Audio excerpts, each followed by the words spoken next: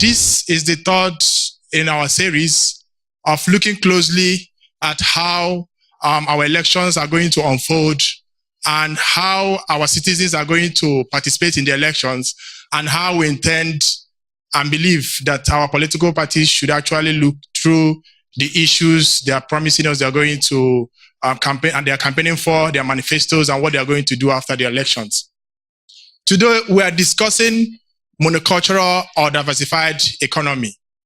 Yesterday, the price of the oil and at the international price was $46.6. I remember closely that few weeks ago, it was trading at about 100 and something. Now it has gone down to 46.6, and there are fears that it might still go down. We all know very well that Nigeria depends heavily on oil. So the question is, must we continue with oil, with the realities at the international market, and also the realities in Nigeria today? Nigeria should start producing what we can consume and also consume what we are producing. And of course, that brings up to the mind the issue of Nollywood. How do we diversify the economy? There's also the issue of the youth. How do we see them in the equation? And there's also the issue of other natural resources that have not been harnessed. And of course, a major issue is the issue of public administration. Is it possible for us to really diversify our economy when we don't have an effective public administration?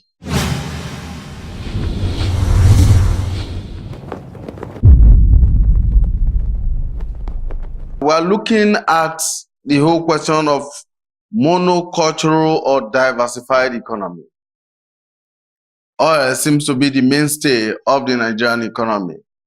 From 1960 to date, each and every administration has made efforts or has made policies at diversifying the economy, but never happened. And now in 2015, towards the end of 2014, 2015, oil revenue has begun to dwindle. From $100 per barrel sometime in 2014, it is now at $46 per barrel.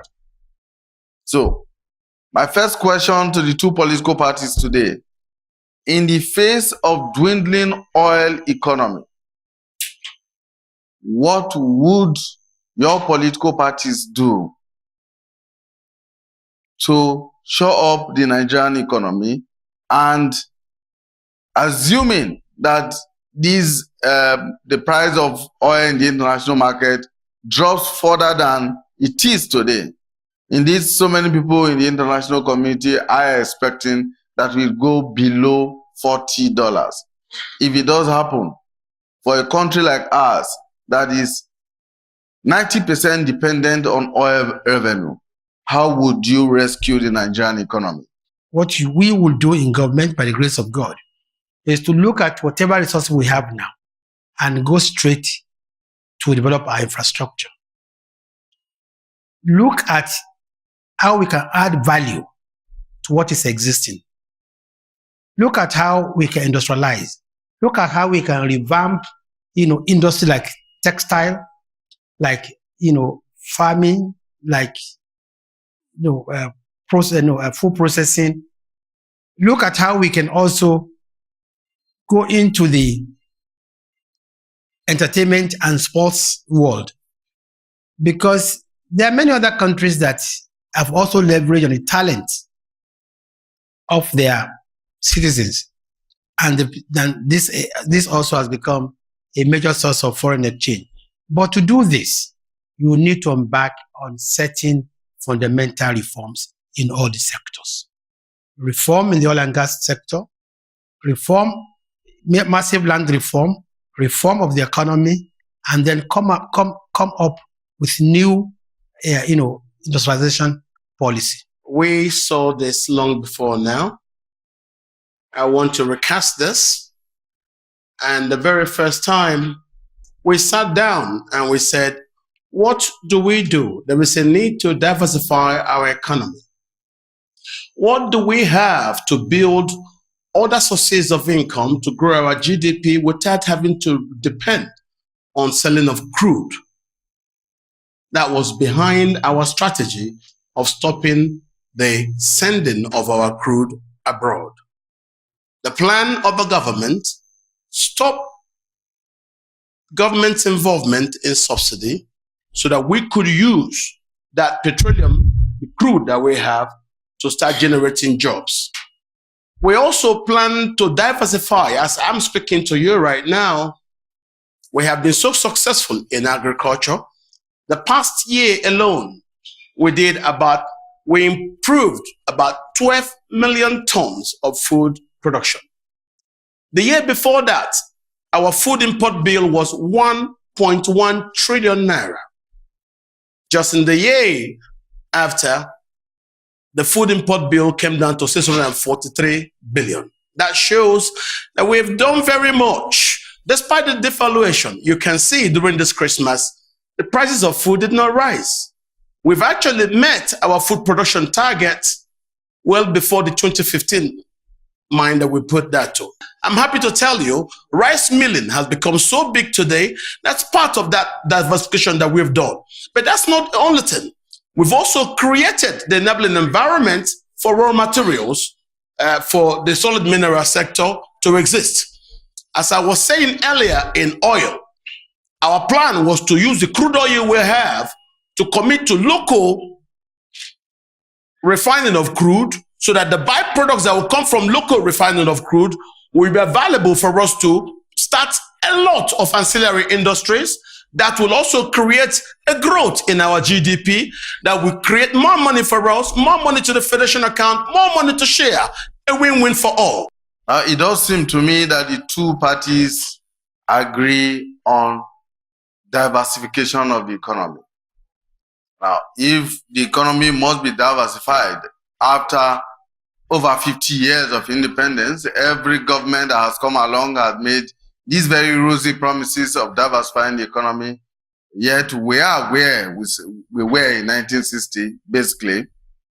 And the Constitution of the Federal Republic of Nigeria in Section 6, subsection 1 to 4, talks about the economic policies of government, which means any political party that comes into power must key into these economic objectives of government.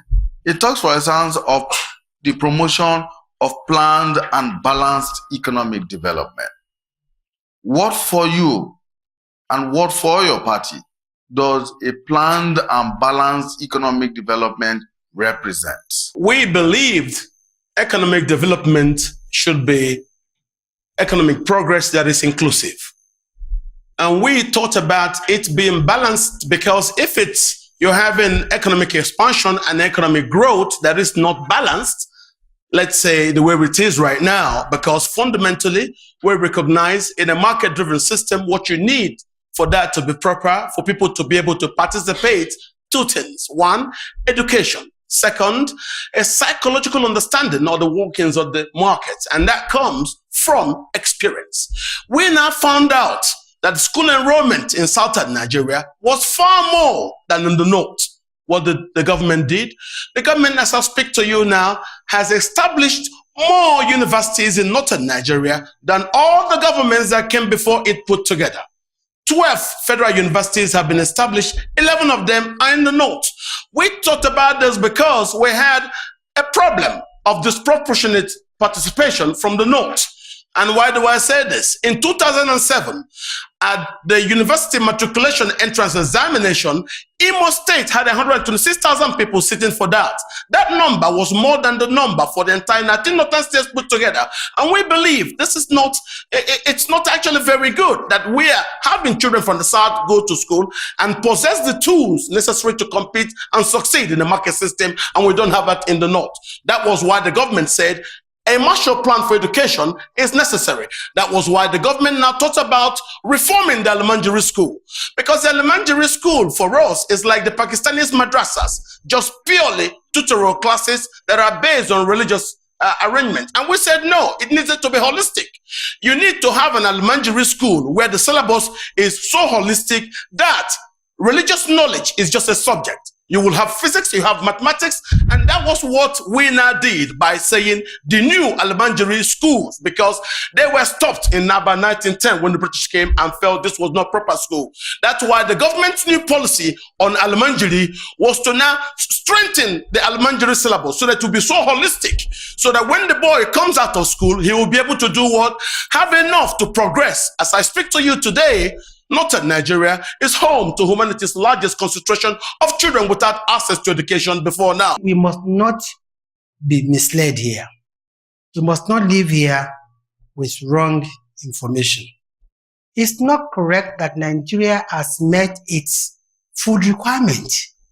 We import tons and tons of rice, tons and tons of milk.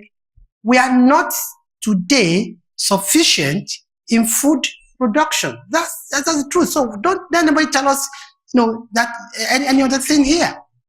Two, we talked about, local refinery. The honest truth is that we are unable to meet the local capacity of even of our refineries. With us, we've realized that to have a balanced economy, you must do the following things. One, you must industrialize. Two, you must restore infrastructure. Now, under industrialization, what do we intend to do? We want to create a national policy as part of our own, NDP, that will identify and promote the growth of industries strategic to our own economy. We will create 6 regional development agencies covering the whole state, the whole country. Each of them will have a 50 billion growth fund to manage. We intend to work with the banking sector to increase the funds available to businesses and also encourage an expansion in the microfinance sector. We intend to introduce a robust local content legislation and ensure creation of domestic capital base in support industries. We will guarantee robust property rights to encourage investments. We protect and respect laborers' right to organize, guaranteeing the right to collective bargaining in good faith. What economic model does the PDP intend to adopt to revitalize our industries and make it a sector that contributes substantially to the growth of the Nigerian economy? Manufacturing. We studied that there is only one thing that killed manufacturing: the non-availability of energy, nothing else.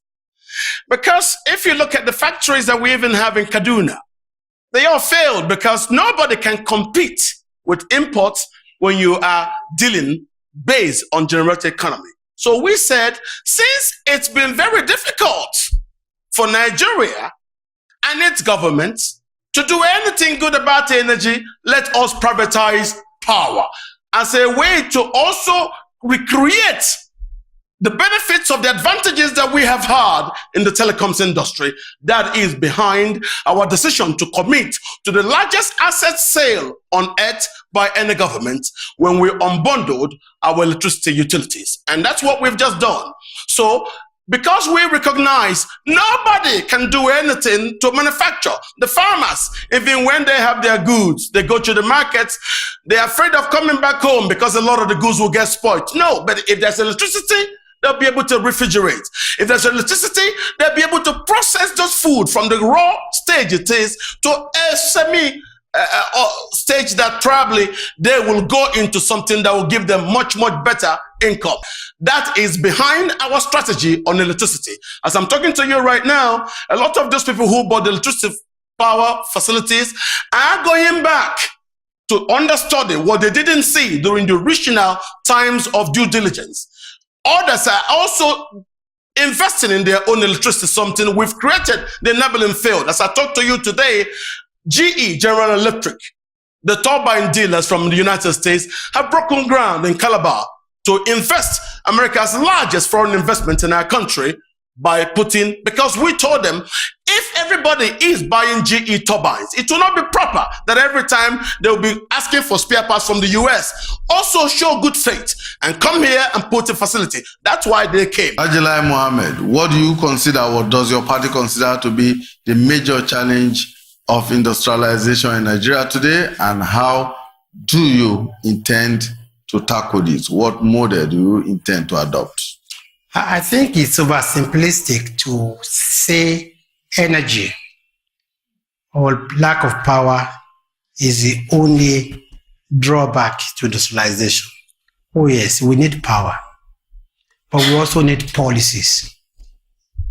What killed the textile industry in Kaduna is not lack of power. It was lack of consistent policy on the part of government. It was after allowing people to come and invest in industries, they opened the gate for importation of textile material. It was the inability of our government to man our borders, and cheaper, smuggled, materials came in. No, what we need is just not power.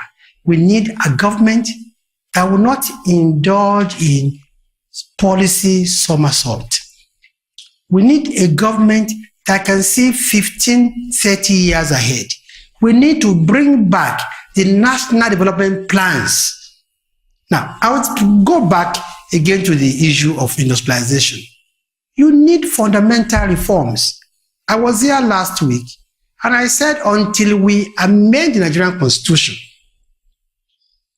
and amend the area about the Land Use Act, and we're able to create freeholds and leaseholds, you will be unable to unlock the wealth under you.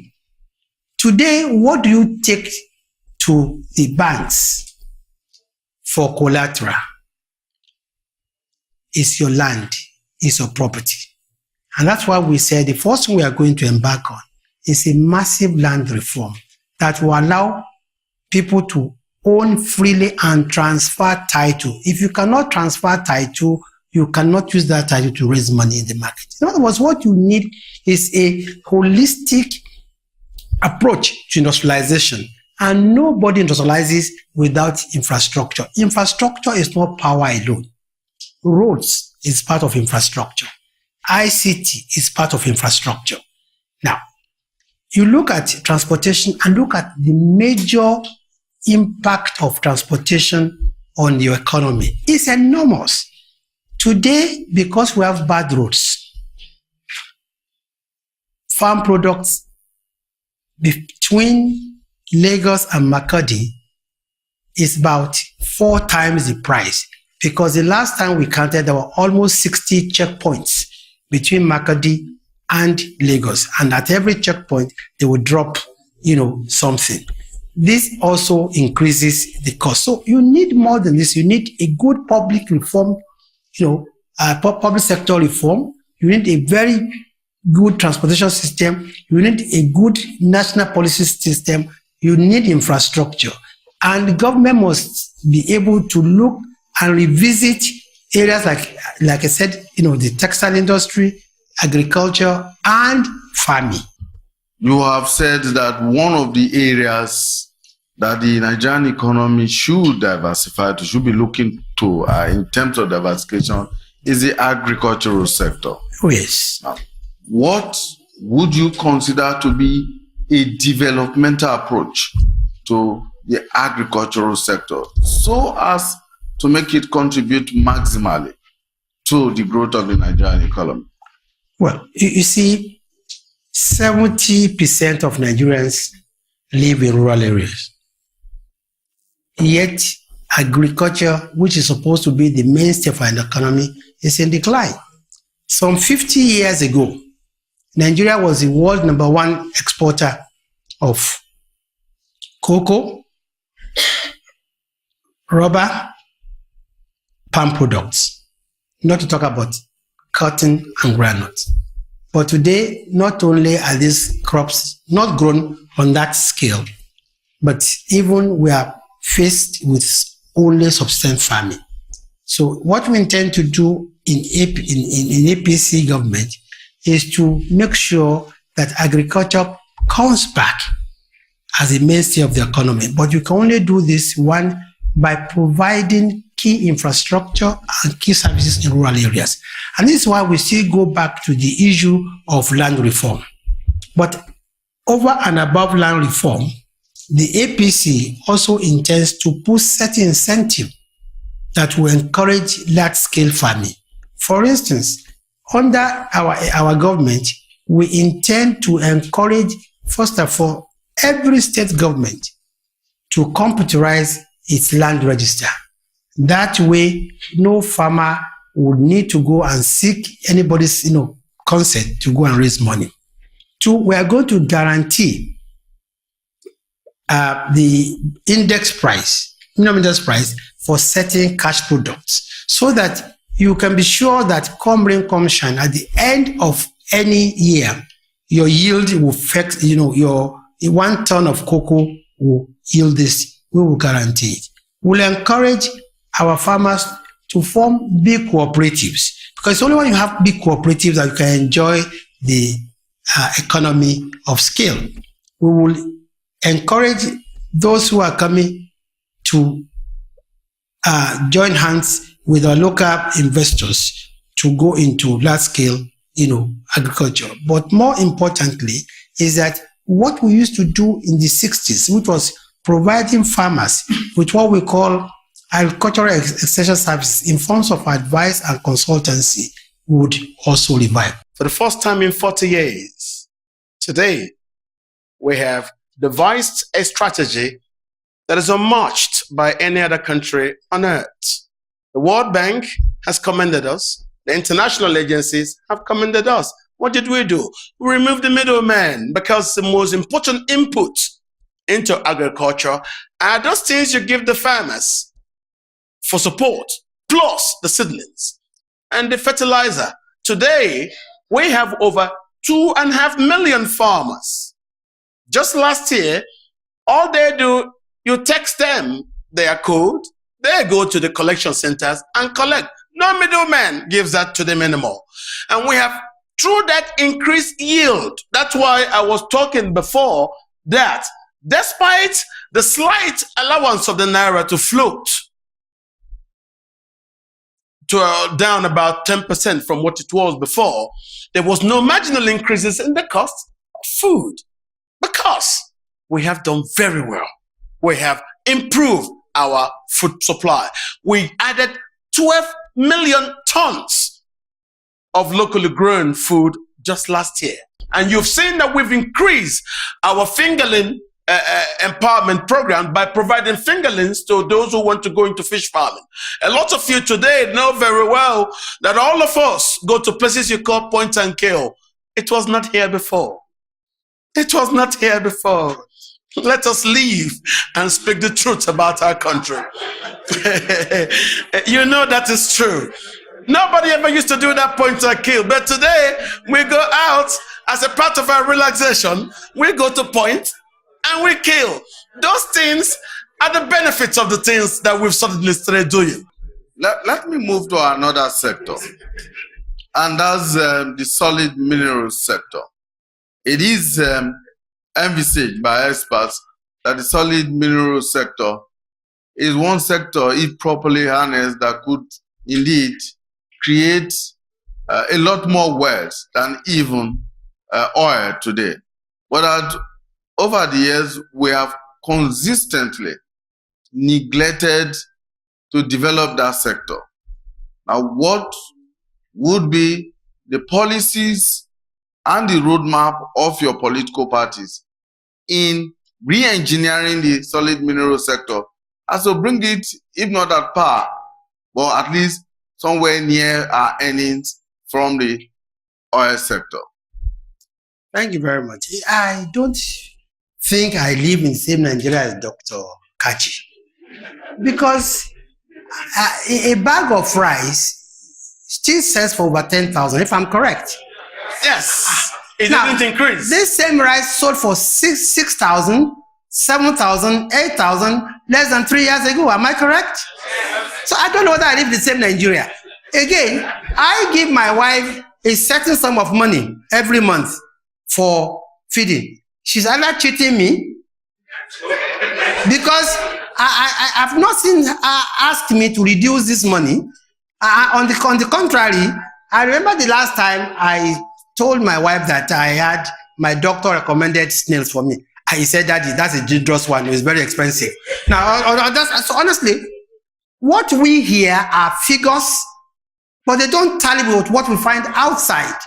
The cost of food has not gone down in Nigeria. That's the honest truth. Now, what do we intend to do in the area of solid minerals? One, we are going to revise the very antiquated laws about the mining industry in Nigeria today. That law is full of ambiguity. Two, we are going to provide a fixed percentage of revenues in guaranteed benefits schemes to local communities where we are, mining. Three, we are going to proactively promote international and domestic investment in the mining sector by doing the following. One, some of the policy consistency. Two, elimination of corruption. Three, investment incentive framework, solid guarantees for property rights, and finally, amendment of the Land Use Act. Because the way the Land Use Act today, nobody can actually go into any serious, mining. South Africa generates up to 62% of its energy from coal. The Chinese, 76%. The US, 54%. Yet we have coal. Because of mindsets of the old people who were in power, they didn't want to allow the coal to be used to generate power. Yet we have abundance of coal.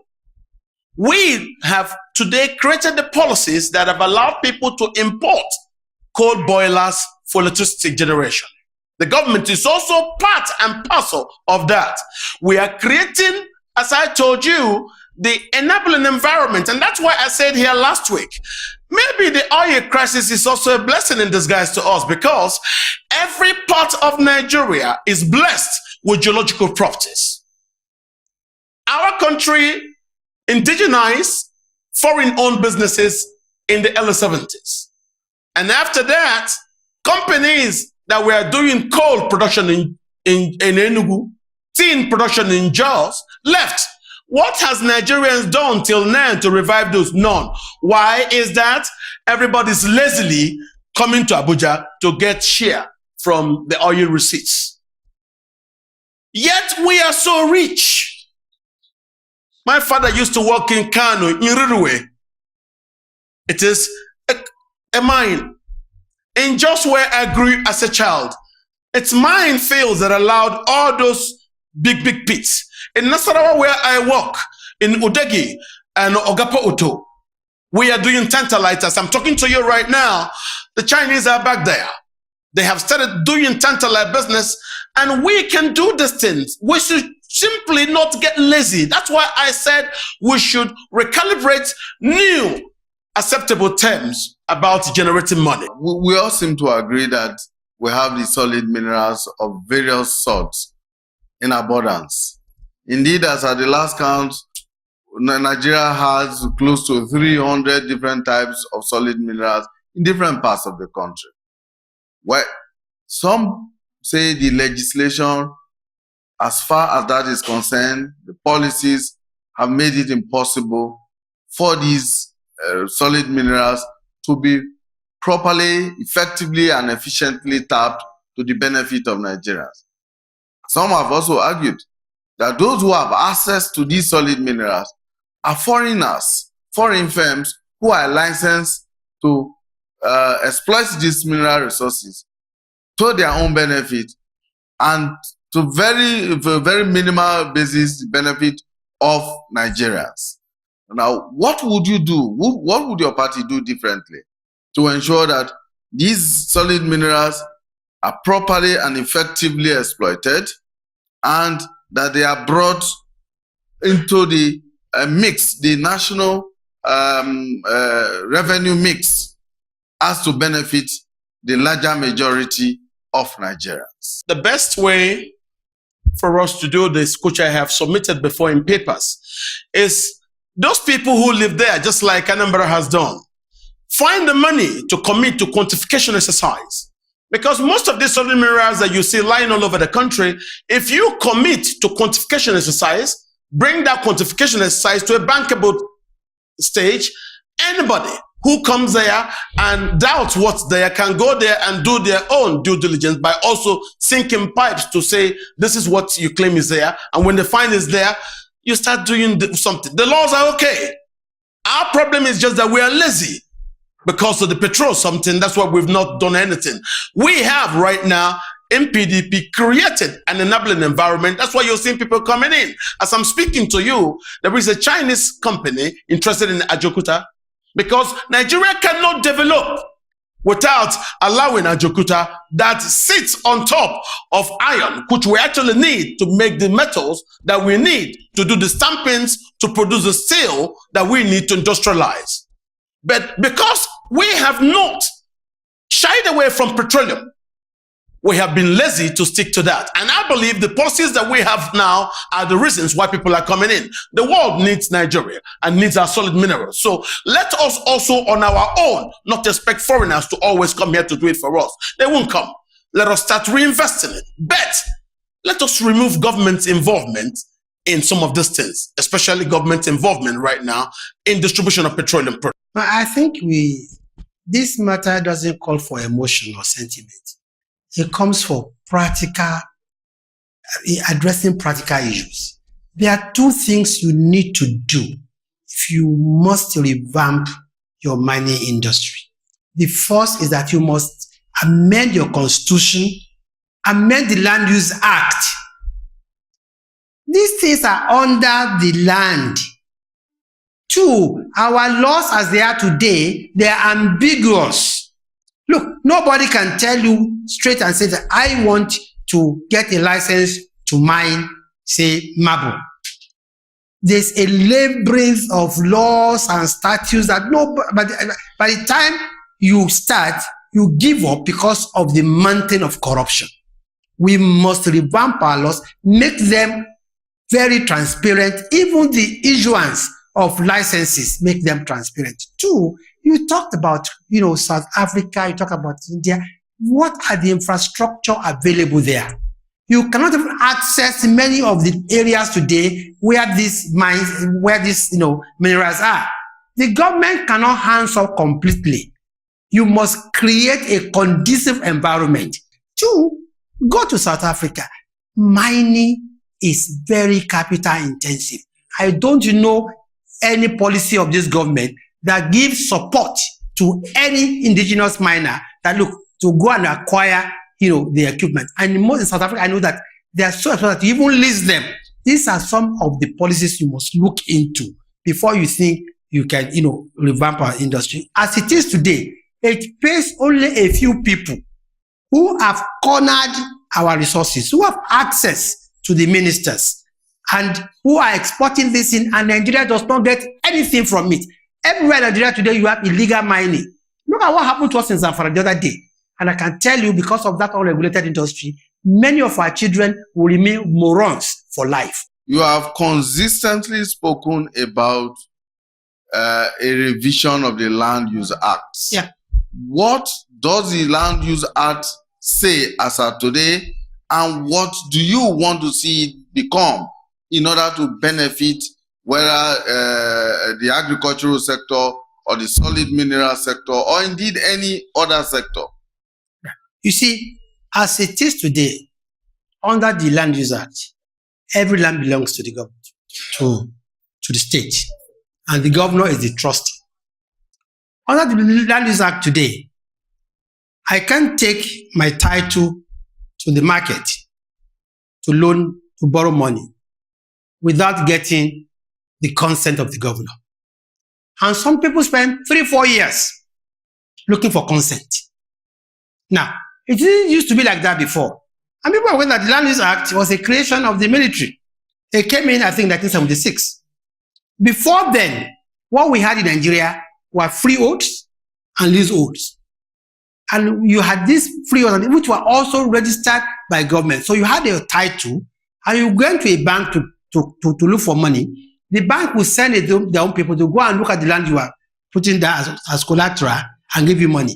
But today, you need the governor's consent to even use your own land as a collateral. This is all we are saying, that we need to amend the Land Use Act in such a manner that the need for the governor's consent in particular, because I know many people who have died looking for governor's consent, and their children have continued in the same thing. This is what we are talking about. Again, when we talk about land reform, it's not just about Land Use Act. It's that we say under our government, we are going to encourage every state government, and we're going to give them a matching grant to be able to computerize their land register, so that you can go online and say this land belongs to this or this, and you want to transfer, I want to buy from you. You can check the authenticity of your land, of your title.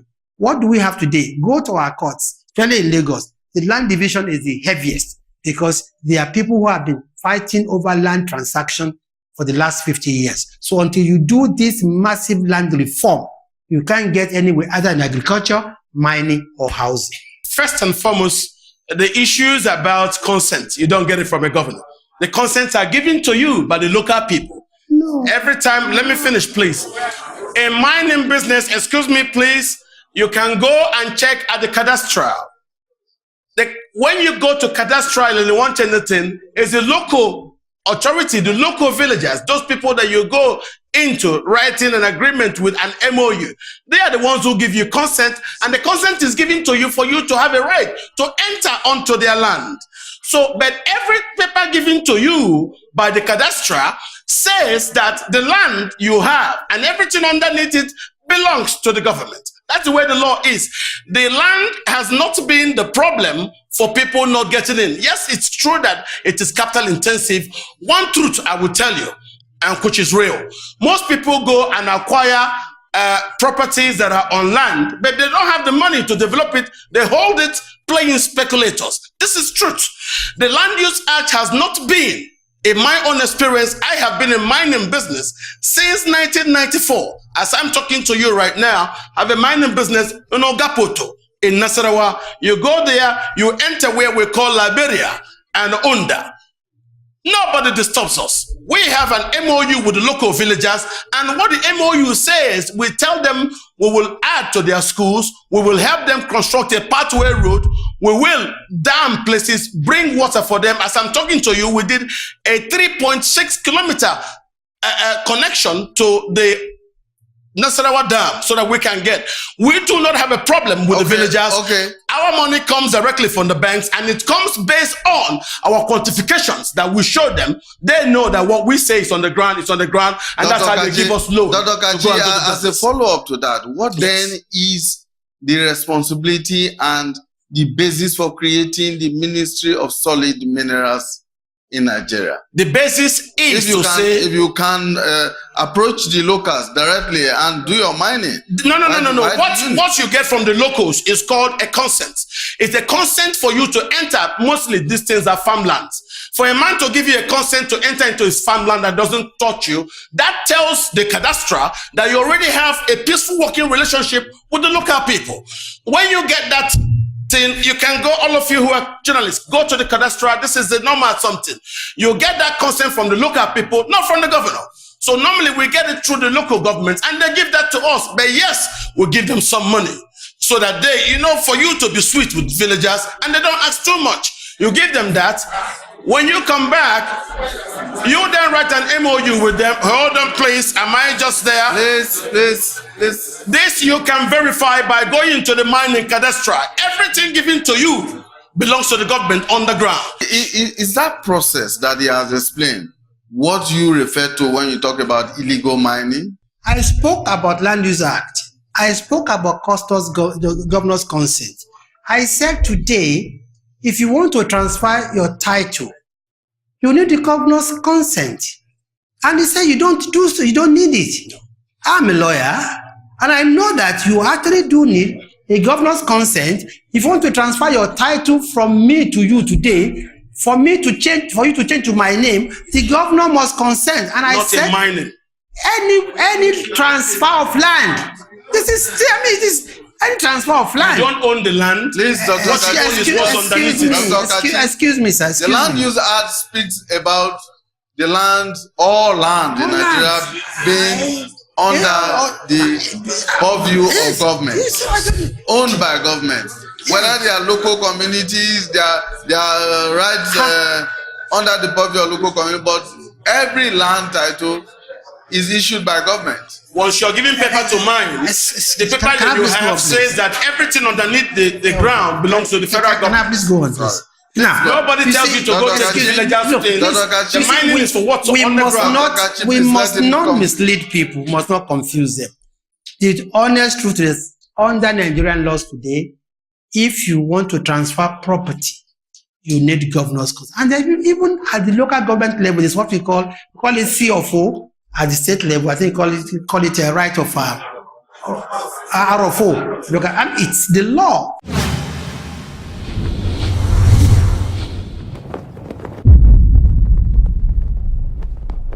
We talked about a balance in the economic of the country. We have only targeted agriculture and mining sectors. What of the other sectors? I want some elaboration there on other sectors such as sports, tourism, even the military sectors. We can export military. We have NATO. America makes money from its military. Today, the oil and gas industry is responsible for 80% of all our resources. But unfortunately, less than 1% Nigerians work in that industry. And until you unbundle the oil and gas industry and create more jobs, you will not be able to achieve, the ultimate. Yes, I mentioned the issue of the talents that are buying in Nigeria, especially in the Nollywood. But there's one thing this government has failed to do, which is protecting the intellectual property, the intellectual rights of this Nollywood. That's why many of them, you see, they are glamorous, when you see them. But in reality, they don't have the money because they make a film today and the next day it's pirated. We need a stronger regime that will of property protection to enable our actors, our talented people to even make money. And that's why you see people like most of our artists would have done better in other regimes, not because they are better, but because they protect their rights over there. In the area of sports, oh yes, we have a very robust program for sports. You start first by talent, scouting for talents at a very young age. We are going to encourage building of academies. As a matter of fact, we are going to encourage companies, to invest in football academies and other sports academies. And the easiest way we believe to even stop, crime is by getting this youth, engaged. Our diversification arrangement is yielding efforts. In the current last rebasing, 51% of the GDP actually came from the services tax sector. So if you actually look at the oil and gas, they actually contrasted. They're not getting bigger. That's why we thought a better way to actually ginger it up is to allow the local raw material we have to create a lot more industries. And that's why we said allow for local refining of crude. But of course, you people know the history. Those who benefit from the local government involvement bribe the opposition, and they will bring out people to shut down whatever government wants. Now, what I'm trying to say this is, let us think about that which is good for the general population of Nigerians, not just challenging everything government brings. It makes sense that sometimes if government bring anything that is good, all of us will collectively look at it. If it's good for Nigeria, you want to bring that to fruition, not challenging everything. What will you do to encourage agricultural graduates and students, which after graduating, they will seek for jobs in banks and oil companies without practicing their careers, because they can't get jobs in agriculture, in government agricultural institutes? Under our own program, you remember I spoke about agricultural extension services. Only graduates can give agricultural extension services or consultancy. You see, it comes under a very robust, comprehensive, revamping of the economy. And when you also have grants and you have interest-free loans which are given to farmers. That was going to encourage many of our young agricultural students. We also spoke about encouraging our farmers to form cooperatives so that they can be bigger. You see, if I have ₦1 million, I'm not be able to have more than, say, 20 or 50 heads of cows. But if 20 of us come together with 20 million, we're going to have about 1,000, heads of cattle, and from there we can go into bigger farming. These are some of the incentives we have in the agricultural, sector. The idea about the UWIN program is direct empowerment of these people who have the zeal to go into agriculture. We want to create agriculture, let it be a business. Let it not be the same old thing where our uncles, mothers, and fathers. No, it's a business. If it's like that one I mentioned earlier, point and kill. Point and kill is a lucrative business. It's agriculture. If it's taking land, which is what I've seen in the areas where I do mining, people who take land from landowners, bring money. If it's 500,000 or 600,000 or 1 million, you will invest and call people, get the seedlings. That's why we are very emphatic about providing seedlings to farmers and also providing to them the fertilizers. Those are the two key things we've done to broaden opportunities for graduates who intend to go into agriculture, not just a way to pass their time, no, to use it as a business to actually increase. And if you see, through that program, we've been able to increase yields per hectare by actually improving the amount of people employed to till up those hectares. What role do you see for Nigerian citizens in in monitoring the implementation of your plans? You all have plans that we have been following. So how do you foresee Nigerian citizens in monitoring the implementation of your plans, in helping them to succeed, and holding your government accountable for the implementation and its success or otherwise? The hallmark of democracy is not just that ability to elect those you want, but also to send packing those who have refused to do your bidding. If a government comes here and promises you free education, promises you, employment, promises you, electricity, and cannot do so, you don't re-elect that government. That is the power you have. But like I said here last week, I said within 6 months, and I think we were specific then to the oil and gas sector, that if within 12 months of our being in power, we do not really bring about the reforms we want, then you have the right to give us the red card. And this will apply to whatever we promise you. We promise you that you can be able to hold us accountable by our manifesto. Agriculture, I strongly believe that is the alternate that we have in the global economy. But it requires a lot of investment. And it was agreed in the AU and Maputo in 2004 that any serious country, for it to develop its agriculture, need to invest minimum of 10% of its national budget. But over the years, we have seen the dwindling allocation, budgetary allocation to agriculture. Up to I was just reading this morning in the paper, this year's budget was the lowest, about less than 1% of the national budget goes to agriculture.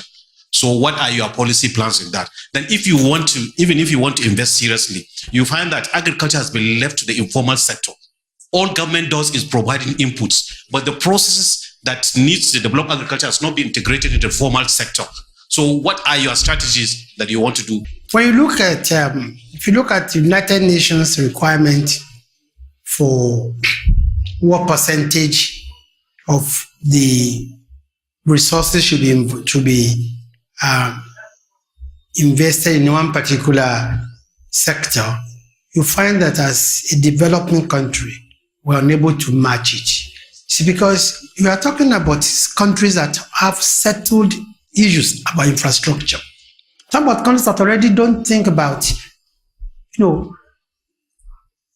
epileptic power.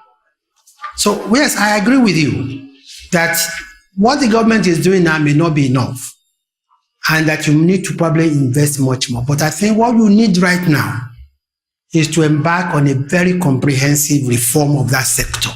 Otherwise, whatever money you throw there will be lost. I want to remind you that during the First Republic, there was no federal minister of agriculture. Agriculture was a regional issue. And I think one of these want to devolve power of agriculture back to the states. Let's face it, where are the federal farms? Where are the federal farmers? All farmers are located in a ward, in a local government, in a state. So yes, we'll look at it at that area when we get there, but right now we think what is more important is the reform in that sector. In agriculture, it is on record that Nigeria created 2.7 million farm jobs in what we're doing. It is also on record that United Nations and other agencies across the world has actually commended Nigeria for the novelty that we've introduced in agriculture. And cutting off the graft, removing the middlemen, and increasing our food production. As I stated earlier, we have done so well that despite the devaluation of our currency slightly by 10%, food prices did not increase this Christmas. Now, I say that because of the success that we have gotten in agriculture. We will continue to do more using agriculture. We've not actually started.